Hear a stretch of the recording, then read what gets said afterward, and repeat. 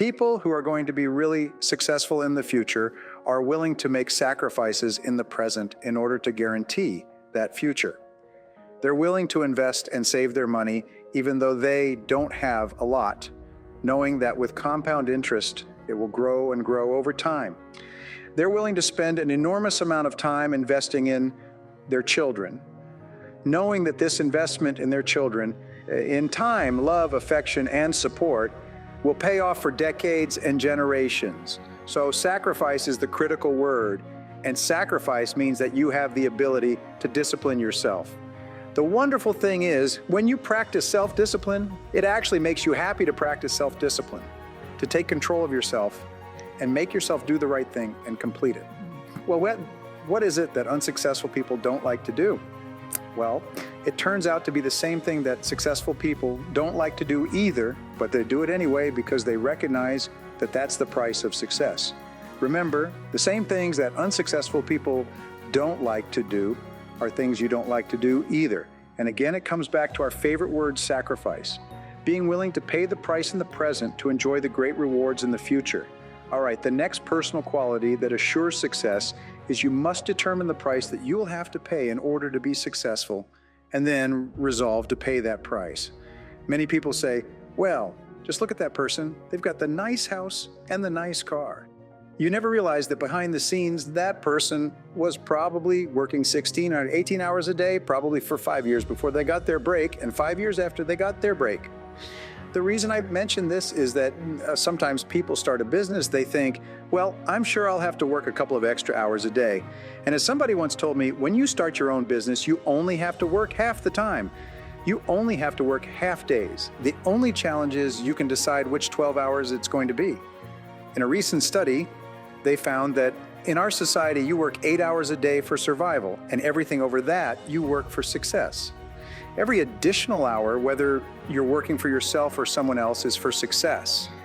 So it's very important that you keep putting in those additional hours, whether it's extra reading, extra study, extra work.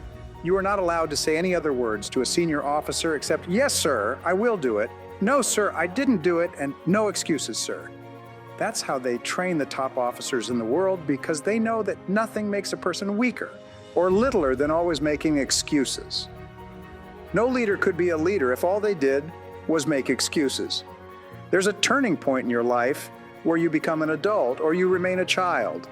And it's like a line that you cross. On one side of the line, on the other side of the line is responsibility, where you are now responsible for the rest of your life. On this side of the line is blaming others for your problems. Blaming is the major source of negative emotions and unhappiness and stress and failure. When you step across the line, you say, from now on, I accept complete responsibility for my life and for everything that happens to me. If you have a goal, you accept responsibility for achieving the goal. Blaming makes you weak and angry. It makes you feel inferior and insecure. Motivation only gets one started. To accomplish something, we need to put in work. There often aren't any shortcuts to attaining a significant goal. We may be highly motivated, but we'll get nowhere if we don't act. Many people struggle with engaging in repetitive action over a period necessary to achieve their goals. These people lack what's probably the missing key to the door leading to accomplishment: self-discipline. Discipline generally gets a bad rep as it sounds unromantic and tiresome and reminds us of the strict regimes of militaries and boarding schools. But self-discipline gets the job done. The Stoics considered discipline a virtue, along with other related qualities like perseverance, endurance, high-mindedness, and self-control are the Stoics' favorite. Hard work and spending their days wisely were praised by the ancient Stoics and are thus embedded in Stoic philosophy. They knew that living in agreement with nature meant for us humans to use our bodies and minds appropriately by being productive, active, and contributing to the whole. People who are going to be really successful in the future are willing to make sacrifices in the present in order to guarantee that future. They're willing to invest and save their money even though they don't have a lot, knowing that with compound interest, it will grow and grow over time. They're willing to spend an enormous amount of time investing in their children, knowing that this investment in their children, in time, love, affection, and support, will pay off for decades and generations. So sacrifice is the critical word, and sacrifice means that you have the ability to discipline yourself. The wonderful thing is, when you practice self-discipline, it actually makes you happy to practice self-discipline, to take control of yourself and make yourself do the right thing and complete it. Well, what is it that unsuccessful people don't like to do? Well, it turns out to be the same thing that successful people don't like to do either, but they do it anyway because they recognize that that's the price of success. Remember, the same things that unsuccessful people don't like to do are things you don't like to do either. And again, it comes back to our favorite word, sacrifice. Being willing to pay the price in the present to enjoy the great rewards in the future. All right, the next personal quality that assures success is you must determine the price that you will have to pay in order to be successful, and then resolve to pay that price. Many people say, well, just look at that person. They've got the nice house and the nice car. You never realize that behind the scenes, that person was probably working 16 or 18 hours a day, probably for 5 years before they got their break, and 5 years after they got their break. The reason I mention this is that sometimes people start a business, they think, well, I'm sure I'll have to work a couple of extra hours a day. And as somebody once told me, when you start your own business, you only have to work half the time. You only have to work half days. The only challenge is you can decide which 12 hours it's going to be. In a recent study, they found that in our society, you work 8 hours a day for survival, and everything over that, you work for success. Every additional hour, whether you're working for yourself or someone else, is for success. So it's very important that you keep putting in those additional hours, whether it's extra reading, extra study, extra work. You are not allowed to say any other words to a senior officer except, yes, sir, I will do it. No, sir, I didn't do it, and no excuses, sir. That's how they train the top officers in the world, because they know that nothing makes a person weaker or littler than always making excuses. No leader could be a leader if all they did was make excuses. There's a turning point in your life where you become an adult or you remain a child. And it's like a line that you cross. On one side of the line, on the other side of the line is responsibility, where you are now responsible for the rest of your life. On this side of the line is blaming others for your problems. Blaming is the major source of negative emotions and unhappiness and stress and failure. When you step across the line, you say, from now on, I accept complete responsibility for my life and for everything that happens to me. If you have a goal, you accept responsibility for achieving the goal. Blaming makes you weak and angry. It makes you feel inferior and insecure. Motivation only gets one started. To accomplish something, we need to put in work.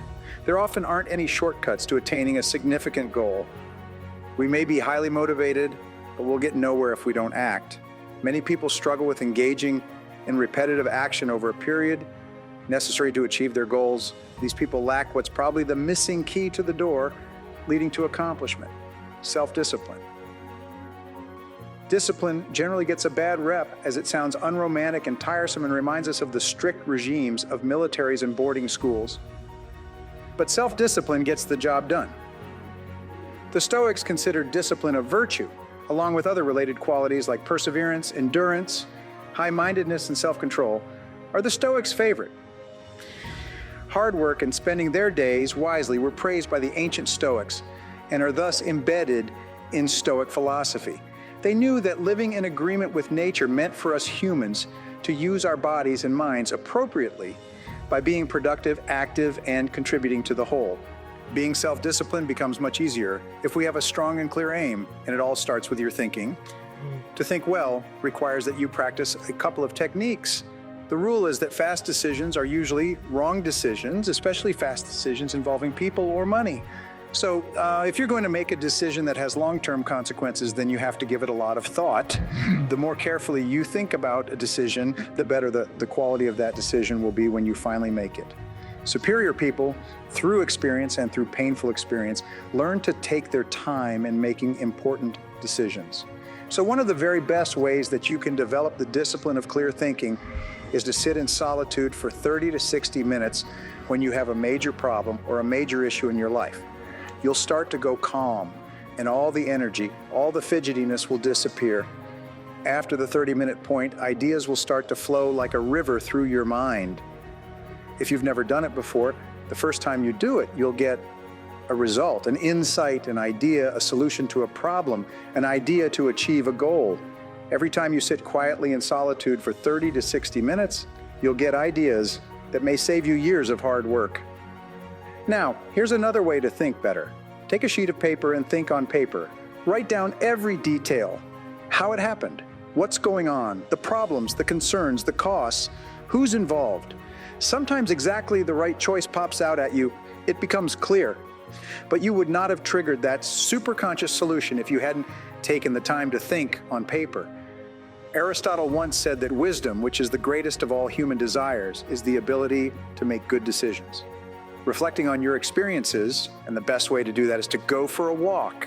Just go for a walk for 30 or 60 minutes. While walking and reflecting upon something going on at work or at home, you'll be amazed at the quality of ideas that will come into your mind. Here's the key to good thinking. Be open to doing something completely different. It opens up your mind and your perspective so you can see all kinds of possibilities that you may not have seen before. Clear thinking is the first discipline. It is the discipline practiced by the most successful, happiest, and wealthiest people in our society. Now, the second major discipline is the discipline of daily goal setting. If you don't have your goals in writing, then they're not ready goals at all. They're merely wishes. Write them out very specifically and clearly. Then every single morning, rewrite your major goals in the first person singular as though they already existed. For instance, if your goal is to earn $50,000 a year, every single morning, write, I earn $50,000 a year. Every single evening, take about 5 to 10 minutes. Instead of watching television, sit down and review what you've done in the course of the day. Ask yourself, what have I done right today that's moved me toward my goals? And the second question is, what would I do differently if I had today to do over again? If you ask yourself those two questions in the next 30 days, you'll accomplish more than you accomplished in the last 6 months. Every time you write your goals down, you're programming them into your subconscious mind. People come up to me at every single seminar and say, it was incredible. I started to write my goals every day and I accomplished 8 of them in 6 months. I accomplished 5 in a week. I accomplished most of them within 12 months. It's transformed my life. Now, the third discipline is the discipline of courage, because what I've found over the years is that brave people, courageous people, are not people who are not afraid. They're simply people who face their fears, confront their fears. Now, fear and courage tend to be habits. If you're afraid and you force yourself to confront the fear, it becomes a habit to confront the fear whenever you find something that you're afraid of. Most of these fears disappear when you confront them head on. You want to demonstrate to yourself that you can face down a fear and look it square in the eye. So here's an exercise for you. Identify one fear situation in your life today and use that as your challenge. Use that as your test case. You say, you know what? I'm going to face this fear down. I'm going to hammer it. I'm going to smash it. I'm going to look it right in the eye. I'm going to deal with it directly, head on, like a car hitting a wall, until the fear is gone. Once you've done that, you'll know that nothing that you're afraid of can stop you. Now, the fourth discipline is the discipline of daily time management. Disciplining yourself to plan your days thoroughly before you begin will save you at least 10 minutes for every minute you spend in planning. And according to the research, it will increase your productivity by 25 to 50%, maybe even double your productivity. For every day that you plan, begin the discipline of daily time management by making a list. Start off with a sheet of paper. Again, think on paper and write down everything you have to do in the course of the day. The very best time to make this list is the night before, and you often wake up in the morning with great ideas to implement your plan. Then you organize your list by priority. Before you begin, use the 80/20 rule that says that 20% of the items on your list will account for 80% of the value. It is the key to supercharging the quality of your life and your results. If you can start every morning with a list organized by priority and start on your number one task and stay with it till it's done, you will supercharge your life. You'll get twice as much done on any day where you start and complete your major task first thing than any other day. The discipline of time management then spreads to all your other disciplines. Now, the fifth discipline is the discipline of regular saving and investing. Individuals, families, and even societies are stable and prosperous to the degree to which they save money. Begin today to save 10% of your earnings off the top and never touch it. This is your fund for long-term financial accumulation, and you never use it for any other reason except to assure your financial future. When you regularly put away 10% of your earnings, you soon become comfortable living on the other 90%. Many people start by saving 10% of their income and then graduate to saving 15%, 20%, and even more. And their financial lives change dramatically as a result. Instead of saying, well, I like spending money, you say, I like saving money. And you begin to think of how much you enjoy having money in the bank, how much you enjoy saving, how much you enjoy delayed gratification, how much you enjoy the idea of moving toward financial independence. So soon you develop the habit of living on less than you earn, and you change your thinking from I enjoy spending to I enjoy saving. It's easy to lose money, but it's hard to make it and keep it. And it's the most important discipline of all. Another discipline is to pay cash as often as possible and for as much as possible. The very act of paying cash really hypersensitizes you to how much it is costing and causes you to spend less money. The primary reason why you save your money and accumulate it carefully is that it gives you two things. First of all, it gives you freedom. The second thing it gives you is opportunity. As an adult, you should always have opportunity money put aside. And when you have it, you feel great about yourself. A person with a little money, a person with no money always feels inferior, anxious, worried, concerned, irritable, and short-tempered. Now, the sixth discipline is the discipline of continuous learning. As Peter Drucker says, knowledge and skill are the keys to the 21st century, and the only thing that will be relevant, the only skill that will be relevant in the 21st century is the ability to learn new skills, because virtually everything you know is becoming obsolete at a rapid rate. If you're not continually learning and upgrading your knowledge and skills, you're not staying in the same place. If you're not constantly learning, you're actually falling behind. So here are the three keys to continuous learning. Number one is read in your field 30 to 60 minutes each day. The very best places to read, by the way, are books. Read books, the best-selling books written by the most successful people in your field, because books contain a wealth of riches that can enable you to function at a far higher level and get much better results than you could before. The second thing you do is take every course that you possibly can. The courses and seminars that are available to you in your field that are given by professionals, that are courses that have been developed over years and years and years. They have been tested and tested and tested. When you take a course, you can learn enough information in 1 or 2 days more than you could learn in 2 or 3 years, or maybe even a lifetime, all distilled and put together. The third way that you can upgrade your skills is by listening to audio programs in your car. The more energy you have, the bigger goals you set for yourself, the more you persist when you invest in yourself and you read and learn and upgrade your skills. You're telling yourself, wow, I'm a person with a great future, and it's up to me to maximize my potential. Now, the seventh discipline is the discipline of hard work. In the studies of self-made millionaires, again, they said, I didn't have better education, better talent, better knowledge, but I was willing to work harder than anyone else.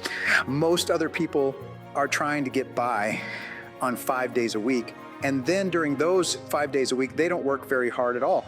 The harder you work, the luckier you get. The harder you work, the more opportunities you have, the more doors open up to you, the more opportunities you see.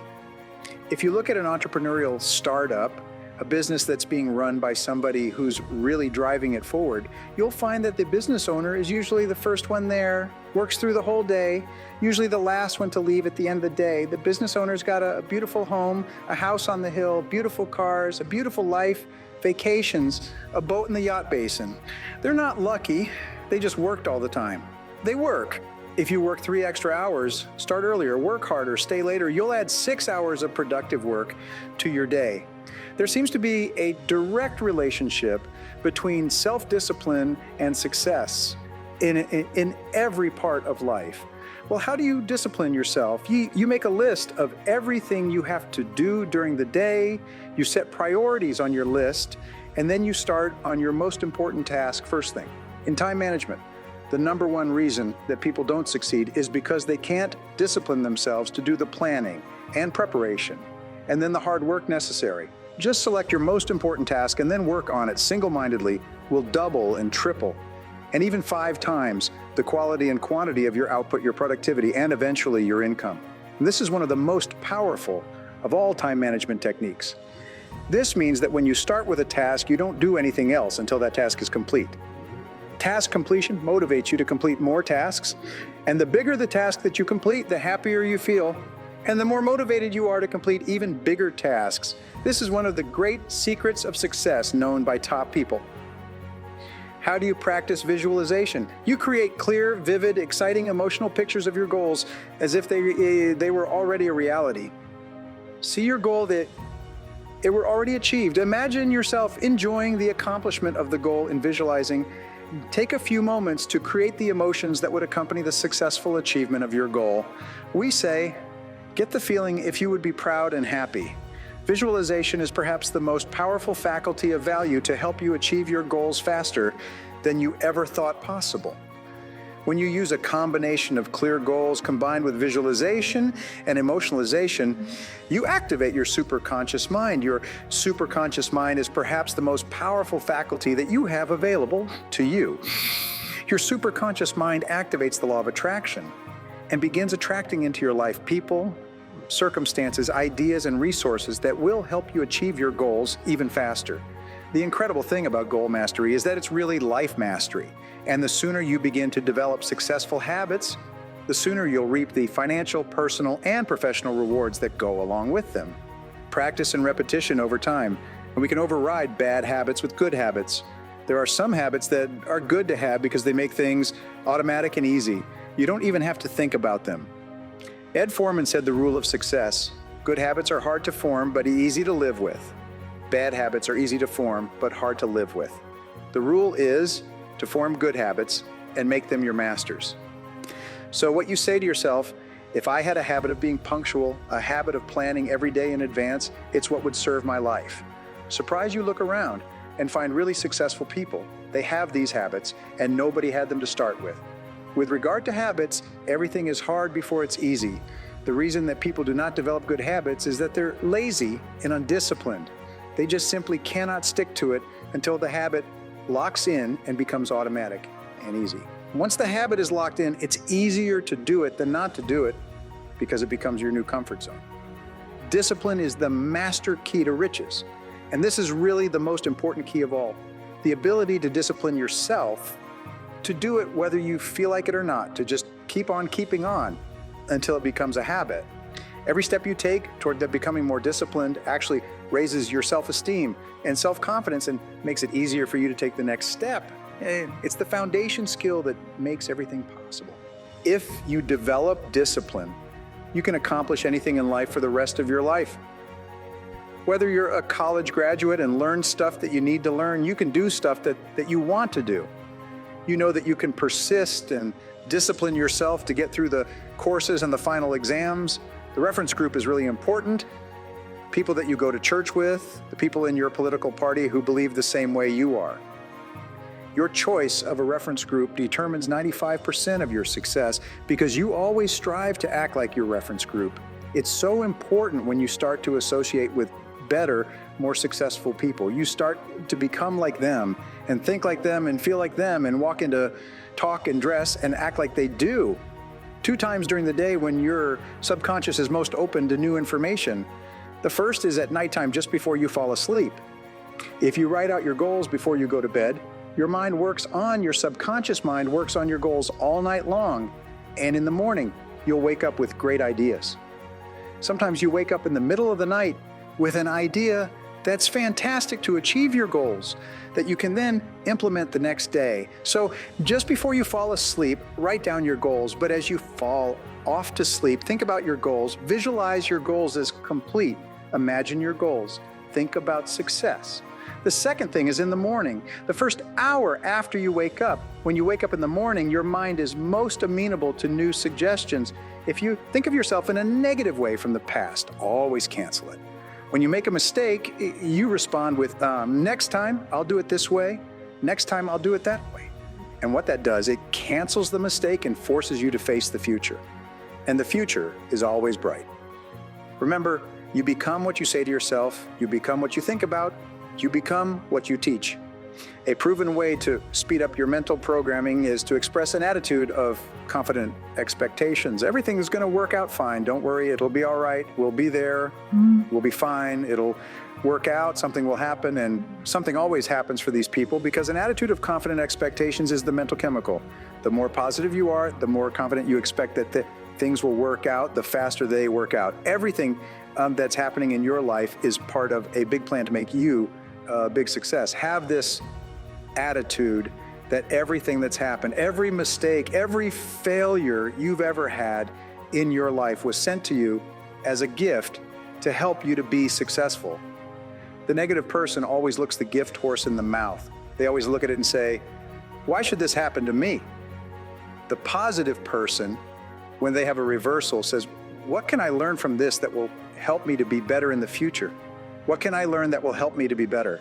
What is the lesson that's been sent to me as a gift to help me to be successful for the rest of my life? I realize that when you have a major setback or difficulty, it's been sent to you as a gift, as long as your goal is clear. It's a gift. It's a lesson to help you to succeed. It is not a stumbling block. It is a stepping stone to success. So look for the good in everything that happens. The big lie theory now. The big lie theory says if you repeat any statement over and over again often enough, even the most intelligent person will come to believe it. The great truth says that when you decide that you want to double your income or lose weight or start your own business or become financially prosperous, and you decide it because of your natural skepticism and your natural negativity and all the experiences you've had in the past that have caused you to be doubtful, to question whether it's possible, you'll have a big D or disbelief. The day will be disbelief. You want it. It would be nice, but you'll disbelieve it. Each time you say it, you'll disbelieve it. You begin to believe it less and less, like you get a raise or you get an idea or you get a promotion or something happens with a new product and you start thinking, hey, and you're making more money. You're saying, hey, wait a minute, maybe there is something to this. Maybe it is possible. And it's a scary thought and you start to develop a little bit of belief, a little tiny B maybe. Maybe there's a 1 chance at 100 that I could do it. And then you keep repeating it and you begin to believe it more and more. Your belief starts to grow and grow until you reach the point in a certain period of time where your belief is just as great and as deeply entrenched as your disbelief. First of all, you believe it'll disbelieve, and then you start to believe, and believe it starts to materialize in your life. It just starts to come true for you so that you can be and have anything you want, anything you can hold in your mind on a continuing basis, you can have. It'll be completely black. There'll be no need education at all of achieving that goal. But at a certain point, it'll start to appear and get clearer and clearer, and there it will be in your life.